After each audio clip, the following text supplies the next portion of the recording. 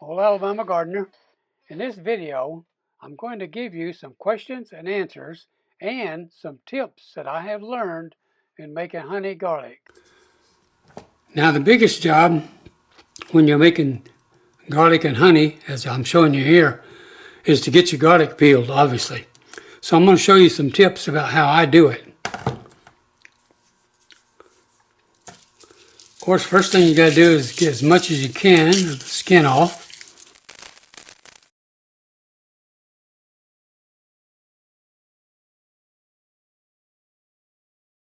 Now when you're going to process a lot of garlic, you got to figure out ways to do things faster. So with this right here, instead of pulling each one of them apart like that, I'm going to hit it like that, and notice how it all come apart. Now I can separate the cloves out like I want them. Do one more. This is a big one.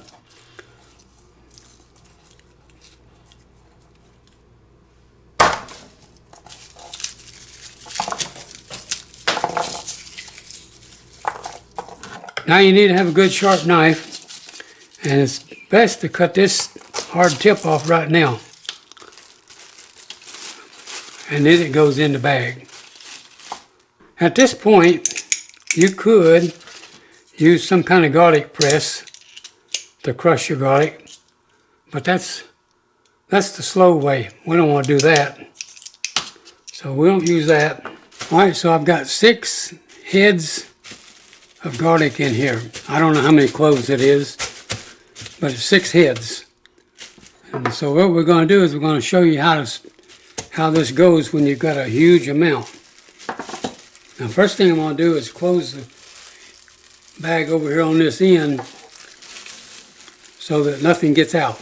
And then I'll just hold it here. Now then, just start hitting them.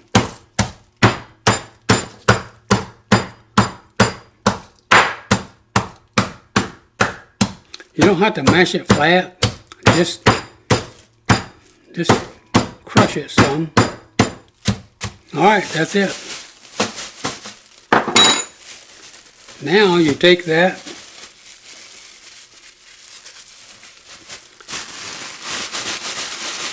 and really work it around this way. What that helps to do is loosen that skin that's still on that garlic. Helps us to get it off.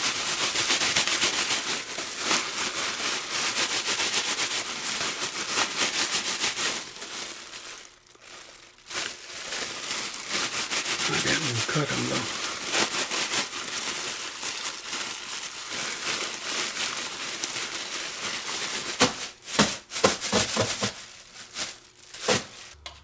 So now you come in and you can just grab that clove of garlic and that skin will come right off.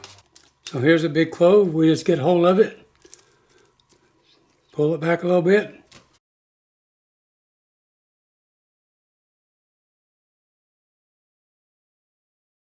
Little tips that I have learned as I'm doing this to make it easier, or at least make it quicker. So there's a whole head of garlic peeled and crushed just in a matter of just a few minutes. Now it's ready to go in the jar.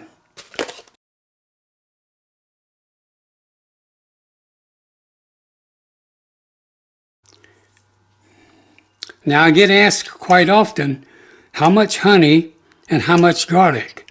And the answer is, it doesn't matter as long as the honey covers the top of the garlic. So even if you was using a pint jar like this one, instead of a quart jar like this one, the same thing applies. You would put all of your garlic in the jar. Alright, so here you can see my garlic. I'm going to pour honey in it.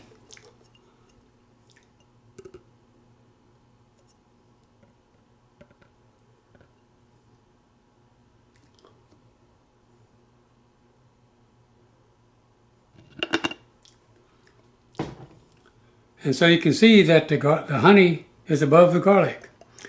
Now you might have a little bit of a garlic that tries to float, but that's okay. So it's pretty much above the garlic.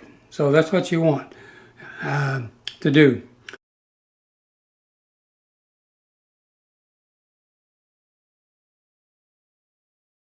Now I get asked the question quite often, can I reuse the honey that's in there? Now this was a batch of honey garlic that I made earlier, and you can see that's the honey or the liquid from it.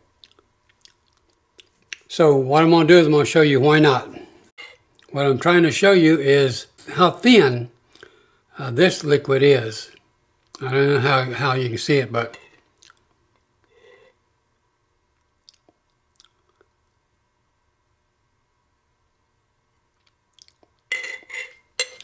so what that means is that when I had made a new batch of honey garlic, put the honey in there as you see here, then that honey infuses into the garlic and it pulls the liquid or moisture that's in the garlic out and into the honey and makes it get really, really, really thin, like water thin. Whereas honey by itself, that I've got here, you can see how thick it is.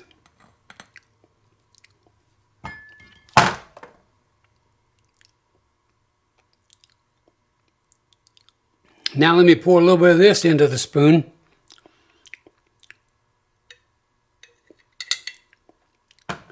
And you can see how thin it is. And that's because the honey has absorbed the moisture out of the garlic. The moisture from the garlic has made this honey get really thin. And that's why you can't reuse the honey from a previous batch of garlic, because it's already got a lot of liquid in it.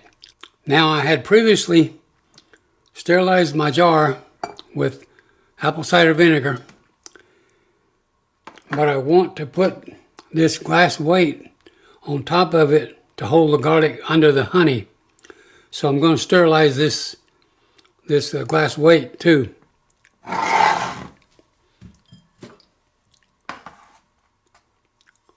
So what I'll do is I'll just pour a little bit of apple cider vinegar on it like that.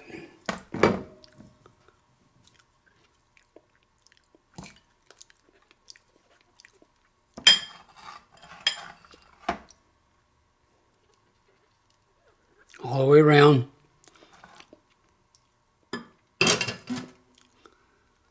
And now I'm ready to set this in here.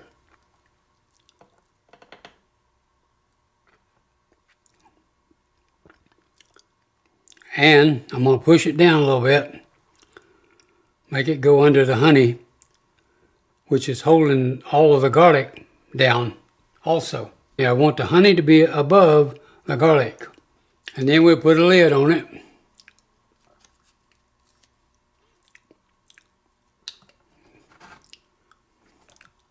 With our automatic burping lid here. Does it by itself. You notice, see that little bitty slit there. When pressure builds up in there, and it will, then that will open and allow the pressure to go out, but it doesn't allow air to go back in. So that's what we want. So now, in about 15 to 20 days, we will test this. We'll take a bite of it to see whether or not it's ready yet.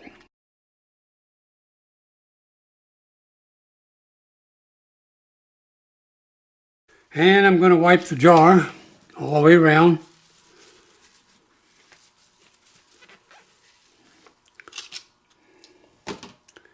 And I will set it in a bowl so that if any liquid does ooze out and the fermentation process goes over the side, then this bowl is going to catch it instead of making a mess on the counter.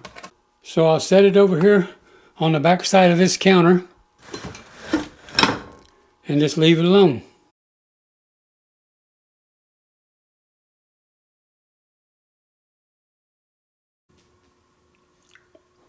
Now you can see the bubbles coming up. So So that's from the fermentation. That's a good sign.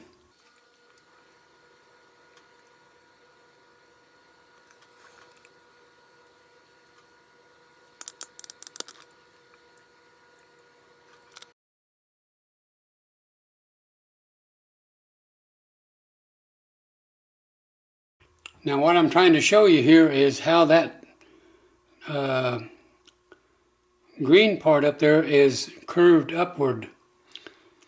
And that means that this down in here is fermenting. As a matter of fact, I saw a little bubble come up right there.